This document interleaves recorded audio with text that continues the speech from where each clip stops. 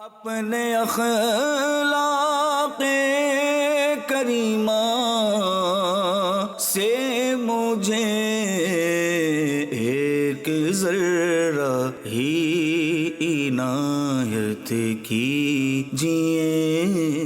الحمدللہ رب العالمین والصلاة والسلام علی سید المرسلین، اما بعد فاعوذ باللہ من الشیطان الرجیم، بسم اللہ الرحمن الرحیم۔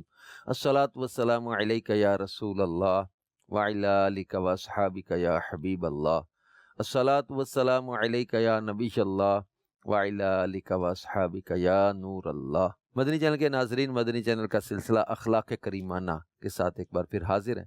اللہ کے آخری نبی صلی اللہ علیہ وآلہ وسلم نے ارشاد فرمایا، الصلاۃ علیہ نور یوم القیامت عند ظلمت الصراط۔ فرمایا کہ تمہارا مجھ پر درود پڑھنا بروز قیامت پل صراط کے اندھیرے میں تمہارے لیے نور ہوگا۔ صلو علی الحبیب صلی اللہ تعالی علی محمد وعلی آلہ وصحبہ وبارک وسلم۔ مدنی چینل کے ناظرین، ہم نے گزشتہ سلسلے میں اللہ کے آخری نبی صلی اللہ علیہ وآلہ وسلم کی مبارک سیرت کا ایک بہت پیارا جو ہے وہ ٹاپک علم پر گفتگو کی تھی، اور علم حاصل کرنے کی فضیلتیں بھی بیان ہوئیں، علم کس لیے حاصل کیا جائے۔ اب آج کے جو ہے وہ سلسلے میں ہم علم پر عمل نہ کرنے کی جو ہے وہ صورتیں بیان کریں گے کہ کیا اس کا پھر کیا نتیجہ ہوگا۔ یعنی علم حاصل تو کیا، اگر اس پر عمل نہ کیا تو پھر کیا ہوگا۔ بعض لوگ علم پر عمل نہیں کرتے۔ صحیح مسلم شریف میں کتاب و ذکر و دعا میں صفحہ 1150 پر ایک دعا ہے اللہ کے آخری نبی صلی اللہ علیہ وآلہ وسلم کی۔ آپ نے دعا کی، اللہم انی اعوذ بک من علم لا ينفع ومن قلب لا یخشع ومن نفس لا تشبع ومن دعوت لا یستجاب لها۔ یعنی اے اللہ، میں ایسے علم سے جو نفع نہ دے، ایسے دل سے جو عاجزی و انکساری نہ کرے، ایسے نفس سے جو سیر نہ ہوتا ہو، اور ایسی دعا سے جو قبول نہ کی جا سکتی ہو، تیری پناہ چاہتا ہوں۔ کن چیزوں سے پناہ چاہیے اللہ کی؟ کہ اللہ میں تیری پناہ چاہتا ہوں۔ اللہم انی اعوذ بک، کس کس چیز سے؟ من علم، اس علم سے، لا ینفع، جو نفع نہ دے، جو نفع نہ دے، اس علم سے پناہ مانگی ہے اللہ کی۔ اور اس دل سے، لا یخشع، جو ڈرنے والا نہ ہو، عاجز انکساری نہ کرے، اور اس نفس سے جو سیر نہ ہوتا ہو، اور اس دعا سے جو قبول نہ کی جا سکتی ہو۔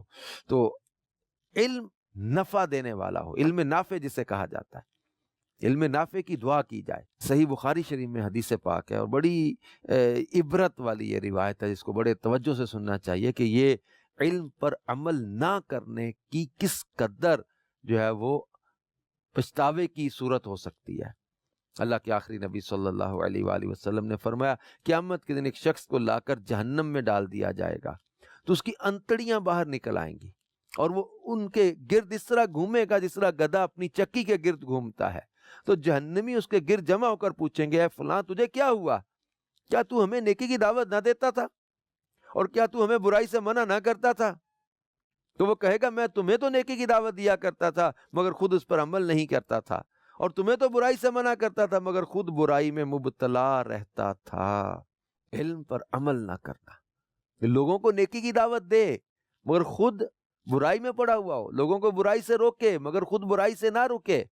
ایسے کتنے ہی لوگ ہوں گے جو اپنا اگر انٹرنلی جائزہ لیں گے نا، جس کو انٹرنل آڈٹ کہتے ہیں، اپنی پرسنالٹی کا انٹرنل آڈٹ کریں نا، محاسبہ کریں، اپنا جو وہ اپنی تنہائیوں کو، اپنی خلوتوں کو تو چیک کریں کہ لوگوں کے سامنے بعض لوگ نیک نظر آتے ہیں، لیکن تنہائی میں اللہ کی نافرمانیاں کرتے، خلوت میں، اکیلے میں، آپ اکیلے ہیں، آپ کا موبائل، آپ کا کمپیوٹر، آپ کا آئی پیڈ، آپ کا ٹی وی چینل آپ کے سامنے، آپ اکیلے ہیں۔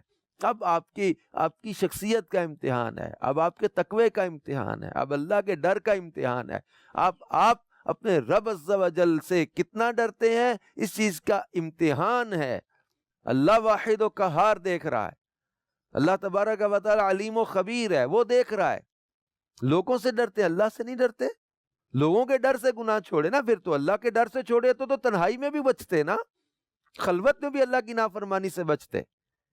اس کا تو مطلب یہ ہوا کہ لوگوں کے سامنے گناہ کرنے سے ڈر لگ رہا ہے کہ یہ اللہ کا ڈر نہیں ہے، یہ لوگوں کا ڈر ہے۔ اپنی شہرت، اپنی جو ہے وہ شخصیت، اپنا واہ واہ، اس میں کمی آ جائے گی، لوگ دیکھ کے کیا کہیں گے۔ یہ لوگوں سے ڈر کے گناہ چھوڑا، اللہ کے ڈر سے تو نہ چھوڑا۔ میرا رب نافرمانی کو پسند نہیں فرماتا، میرا رب ناراض ہوگا، میرا رب اس کو پسند نہیں فرماتا۔ ایک بزرگ فرمایا کرتے تھے، گناہ کے چھوٹا بڑا ہونے کو نہ دیکھو، یہ دیکھو کہ تم نافرمانی کس کی کر رہے ہو۔ اللہ کی نافرمانی ہے۔ ابھی یہاں جو وہ جہنم کے اندر جس کی انتڑیاں نکلیں گی اور چکی کی طرح گھومے گا، تو جہنمی پوچھیں گے کہ تجھے کیا ہوا، تو تو نیکی کی دعوت دیتا تھا، برائی سے منع کرتا تھا۔ کہے گا میں تمہیں تو نیکی کی دعوت دیتا تھا مگر خود اس پر عمل نہیں کرتا تھا، تمہیں برائی سے منع کرتا تھا مگر خود برائی میں مبتلا رہتا تھا۔ اس سے وہ جو ہے وہ بے عمل واعظین، بے عمل درس دینے والے، بے عمل جو ہے وہ اس طرح کی گفتگو کرنے والے لوگوں کو ڈیبیٹ کریں، آرگومنٹ دیں، تبصرے کریں، گفتگو کریں، تو ایسا کہ جناب ان سے بڑھ کر موٹیویشن اور ان سے بڑھ کر جو ہے وہ سمجھانے کا انداز ہی کسی کا نہ ہو۔ لیکن خلوتیں ہوں یا اپنے خاص گیدرنگ میں اپنے خاص دوستوں میں ہوں، تو پھر ان کی بے عملی، ان کی جو ہے وہ اللہ کی نافرمانی کی باتیں، یہ چیزیں قول و فعل کا تضاد، نیکی کی دعوت دینا، خود نیکی نہ کرنا، برائی سے منع کرنا مگر خود برائی میں پڑے رہنا، اس کی سخت مذمت بیان کی گئی۔ اور علم تو وہی اچھا نا جس میں عمل بھی ہو، جس میں نفع بھی ہو۔ علم تو روشنی ہے، علم تو معرفت ہے، علم تو جہالت سے نکالتا ہے۔ ایک حدیث پاک میں اللہ کے آخری نبی صلی اللہ علیہ وآلہ وسلم نے ارشاد فرمایا، زبانیہ یعنی جہنم پر موکل فرشتوں کی ایک جماعت فاسق کاریوں کی طرف بت پرستوں سے بھی پہلے جائے گی۔ تو وہ کہیں گے کیا بت پرست سے پہلے ہم سے ابتدا کی جا رہی ہے؟ تو ان سے کہا جائے گا جاننے والے نہ جاننے والوں کی طرح نہیں، جاننے والے نہ جاننے والوں کی طرح نہیں۔ کن کے پاس؟ فاسق کاریوں کی طرف یہ سب سے پہلے زبانیہ یعنی وہ جہنم پر جو فرشتے مقرر ہیں ان کی جماعت ان کی طرف جائے گی۔ تو وہ یہ کہیں گے کہ کیا جو اللہ کے سوا جھوٹے معبودوں کی پوجا کرتے تھے تو ان سے بھی پہلے ہم سے ابتدا کی جا رہی ہے؟ تو ان سے کیا کہا جائے گا کہ جاننے والے نہ جاننے والوں کی طرح نہیں ہے۔ مشہور ایک حدیث ہے قیامت کے دن سب سے پہلے قاری، سخی، شہید، یہ تینوں کو سب سے پہلے لایا جائے گا اور ان سے سوال ہوں گے۔ وہ پوری روایت ہے جس کا خلاصہ یہ کہ یہ اس سے پوچھا جائے گا تو نے کیا کیا، کہے گا میں نے قرآن پڑھا۔ تو کہا جائے گا تو نے جو ہے وہ اس لیے قرآن پڑھا کہ تجھے قاری کہا جائے، تو کہہ لیا گیا۔ سخی سے پوچھا جائے گا، اسے کہا جائے گا تو نے اس لیے سخاوت کی، پیسہ خرچ کیا کہ تجھے سخی کہا جائے، تو کہہ لیا گیا۔ شہید سے کہا جائے گا کہ تو اس لیے جنگ میں گیا کہ تجھے جو ہے وہ غازی شہید کہا جائے، تو کہہ لیا گیا۔ اللہ کے آخری نبی صلی اللہ علیہ وسلم فرماتے ہیں سب سے پہلے ان سے بلا کر یہ کہا جائے گا، اور حدیث کے آخری الفاظ یہ کہ 3 شخص اللہ کی مخلوق میں وہ پہلا گروہ ہوں گے جن کے ذریعے قیامت کے دن جہنم کو بھڑکایا جائے گا۔ قرآن پڑھنے والا، سخاوت کرنے والا، اللہ کی راہ میں شہید ہونے والا، مگر نیت کیا تھی؟ اللہ کی رضا نہیں، دکھلاوا، ریاکاری، مقصد اللہ کی رضا نہیں۔ تو اب یہ وہ 3 قسم کے لوگ ہیں، ان سے جہنم کی آگ کو بھڑکایا جائے گا جنہوں نے اللہ کی رضا کو چھوڑ کر ریاکاری میں پڑھ کے یہ کام کیے ہوں گے۔ تو نیت کیا ہے؟ علم حاصل کرنے کی اور علم پر عمل کرنے کے معاملے میں عبادت بھی کی جائے تو کس نیت سے کی جائے؟ لوگوں کی واہ واہ حاصل کرنے کے لیے، اللہ کی رضا حاصل کرنے کے لیے؟ ایک اور حدیث پاک میں اللہ کے آخری نبی صلی اللہ علیہ وآلہ وسلم نے فرمایا جو قرآن پاک کی حرام کردہ اشیاء کو حلال سمجھے اس کا قرآن پاک پر ایمان ہی نہیں۔ قرآن نے جن چیزوں کو حرام قرار دیا اس نے ان کو حلال کیا، ان کو حلال سمجھا، تو اس وقت فرمایا کہ اس کا قرآن پر ایمان ہی نہیں۔ ایک اور روایت میں اللہ کے آخری نبی صلی اللہ علیہ وآلہ وسلم فرماتے ہیں قیامت کے بندہ اس وقت تک قدم نہ اٹھا سکے گا جب تک کہ اسے 5 چیزوں کے بارے میں سوال نہ کر لیا جائے۔ عمر کن کاموں میں گزاری، جوانی کن کاموں میں صرف کی، مال کہاں سے کمایا، کہاں خرچ کیا، اور اپنے علم پر کہاں تک عمل کیا، یہ چیزیں پوچھی جائیں گی۔ عمر کے علاوہ جوانی بالخصوص پوچھی جا رہی، جوانی کن کاموں میں صرف کی۔ جوانی میں بعض اوقات لوگ زیادہ جو ہے وہ بے باک ہو جاتے ہیں، जवानी होती है, ताकत होती है, कुव्वत होती है, भूला होता है बीमारी को, भूला होता है इंसान मौत को, भूला होता है कब्र व आखिरत को, भूला होता है कि मैंने जो है वो मेरी पकड़ भी हो सकती है। ये जवानी का जो दौर है ना, ये ज्यादा बेबाकी में कईयों का गुजरता है। और इल्म पर कहाँ तक अमल किया, ये सवाल होगा क़यामत के दिन। और एक रिवायत में फरमाया, कुछ जन्नती लोग जहन्नमियों की तरफ जाएंगे तो उनसे पूछेंगे कि तुम जहन्नम में किस वजह से दाखिल हुए, हालांकि अल्लाह की कसम हम तो तुम्हारी ही तालीम से जन्नत में दाखिल हुए हैं। तो वो कहेंगे कि हम जो बात कहा करते थे उस पर खुद अमल नहीं करते थे। इनकी बातें सुन के जो जहन्नम में पड़े हुए हैं, इनकी तालीम सुन के, इनकी तबलीग से, इनकी वाज से, इनकी नसीहत से, इनके समझाने से वो लोग संभल के जन्नत में चले गए। वो लोग जो है वो इनकी बातों को सुन के तौबा करके या नेक बन के या अच्छे अमल करके या बुराई से बच के वो लोग जन्नत में दाखिल हो गए। और वो आकर इनसे कहेंगे कि तुम्हारी तालीम से तो हम लोग जन्नत में दाखिल हुए, तुम लोग जहन्नम में कैसे पहुंच गए? तो आंसर क्या होगा इनका कि हम जो बात करते थे खुद उस पर अमल नहीं किया करते थे। आज हमारे सामने ये रिवायतें बयान हो रही हैं, उस दिन ये पछतावे के तौर पर बयान कर रहे होंगे लोग। हम आज हिम्मत करके अपने आप को इस चीज से निकाल सकते हैं। एक तो इल्म हासिल ना करना ये भी बहुत बड़ी बुराई है। देखिए ये बहुत बड़ी खराबी है। नबी करीम सल्लल्लाहु अलैहि वसल्लम ने इल्म को पसंद फरमाया। आपने इल्म को, उलमा को, इनके फजाइल बयान किए। अच्छा, इल्म पर अमल ना करने की मुजम्मत अल्लाह के प्यारे नबी सल्लल्लाहु अलैहि वसल्लम बयान कर रहे हैं। तो हुजूर अलैहिस्सलाम की चाहत हमारे सामने वाज़े है।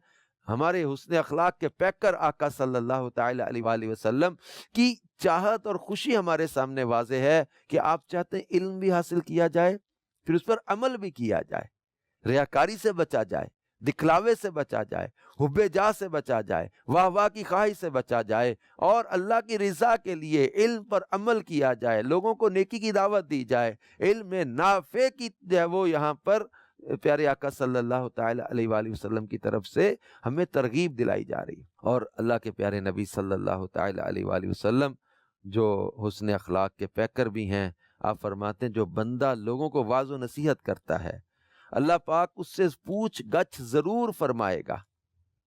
रावी कहते हैं मेरा गुमान है कि ये भी इरशाद फरमाया कि ये जरूर पूछेगा कि तूने इस वाज से क्या नीयत की थी। नीयत की बहुत ज्यादा अहमियत है। क्यों ये बात हो रही है? मैं गौर करूं कि मैं आपके साथ बात कर रहा हूं, मेरी नीयत क्या है, मेरी इंटेंशन क्या है। वाह वाह कि लोग कहें कि क्या कमाल की रिवायत बयान की है, क्या कमाल का नुक्ता बयान किया, क्या कमाल की जनाब डिस्कशन की है। अगर तो ये नीयत हुई तो ये तो मज़मूम है।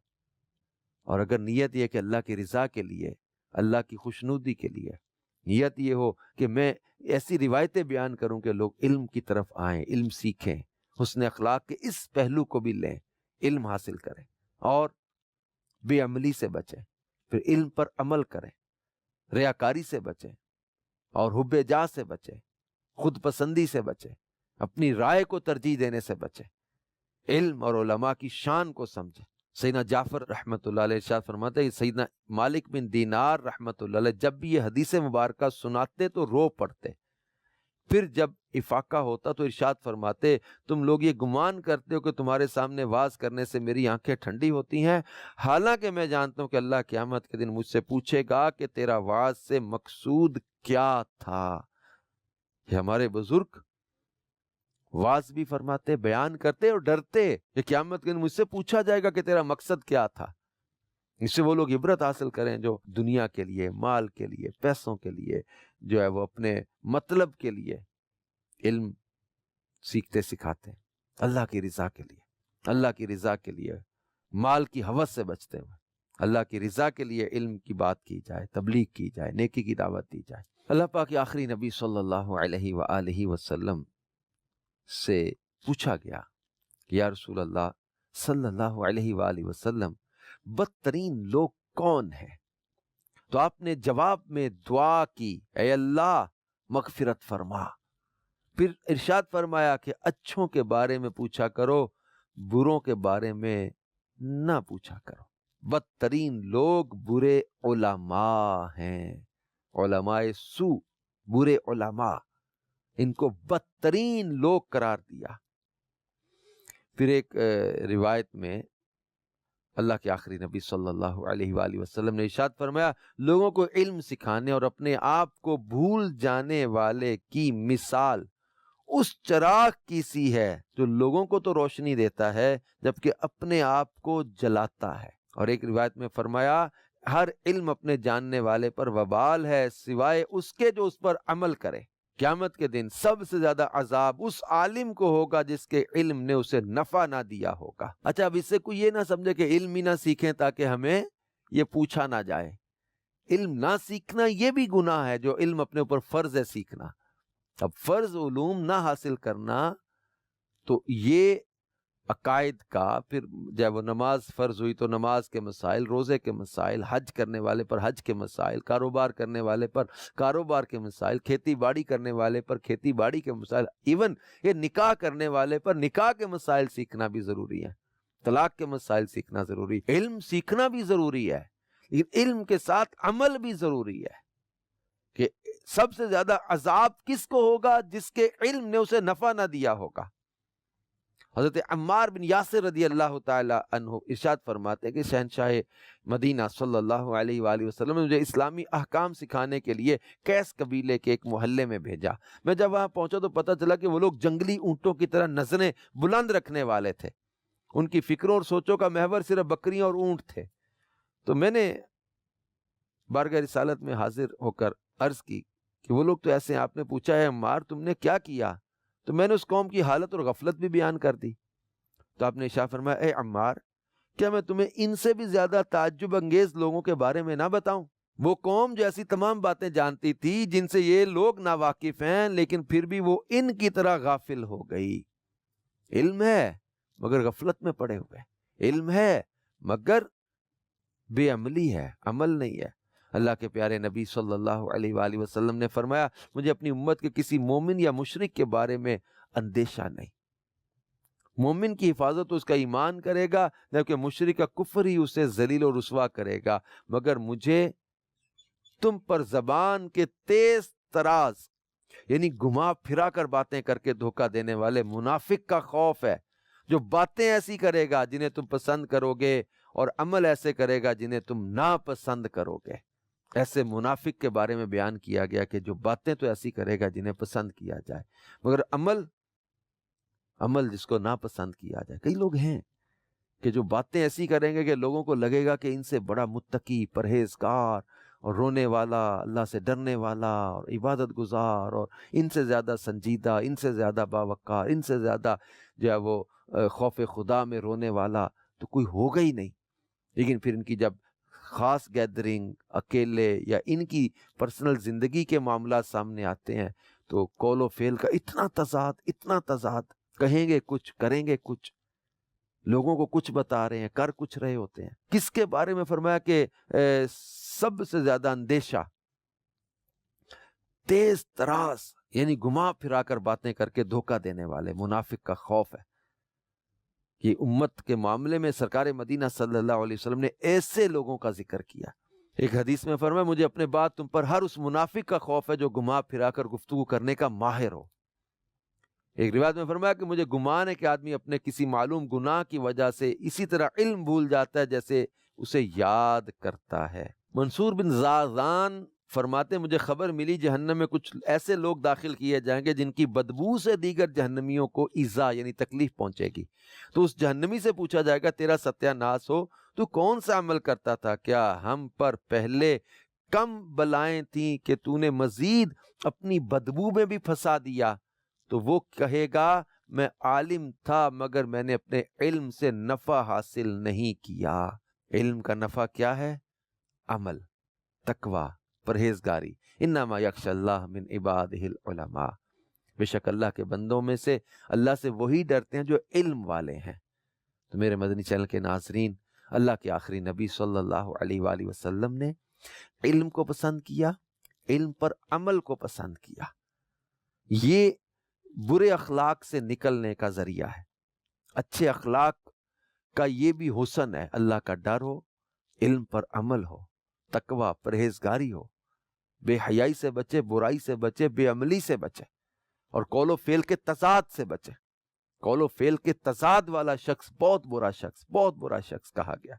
اللہ پاک ہمیں علم و عمل کا پیکر بھی بنائے، علم کا شوق بھی عطا کرے، عمل کا جذبہ بھی عطا کرے، اور قول و فعل کے تضاد سے اللہ ہمیں محفوظ رکھے۔